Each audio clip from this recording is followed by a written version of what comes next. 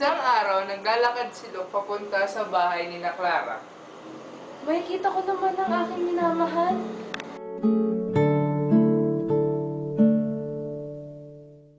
Ako, si Joshua ba yun? Anong ginagawa niya dito? Hay, parang may pagtingin rin ata si Joshua sa aking minamahal. Mabuti pa't kalimutan ko na lang ang aking pag-ibig para sa kanya. Kahit masakit, alam ko rin namang wala akong pag-asa. Usapan nila Clara at Joshua. Clara, ako ba ay may pag-asa sa'yo? Alam mo namang hanggang kaibigan lang ang kaya kong ibigay sa'yo. Dahil may nagmamahari na ng aking puso. Kikilala ko ba yan lalaking nagpapatibok ng iyong puso? Si Luke. Makalipas ang 3 linggo, nang naglalakad si Luke, siya ay may nakabanggang babae at yun ay si Jane. Nakakaakit naman ang iyong kagandahan. Maaari ko bang malaman ang iyong pangalan? Ako si Jane. Ako naman si Luke.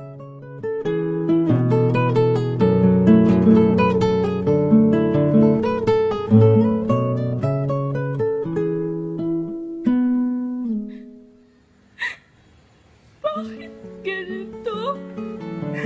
Ang sakit-sakit. Bakit ba di ko matanggap? Ay, hindi kami para sa isa't isa.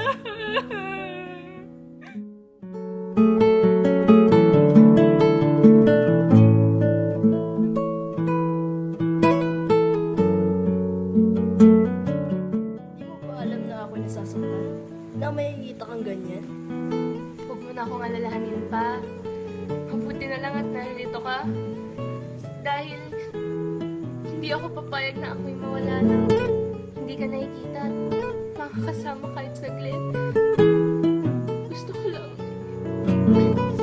magpasalamat dahil nakilala kita. Gusto kong ipaalam sa'yo na hanggang sa huli, ikaw pa rin ang aking mahal. Paalam, Luke. Andito lang ako sa iyong tabi. Hanggang sa muli nating pagkita. Paalam ka. Bye.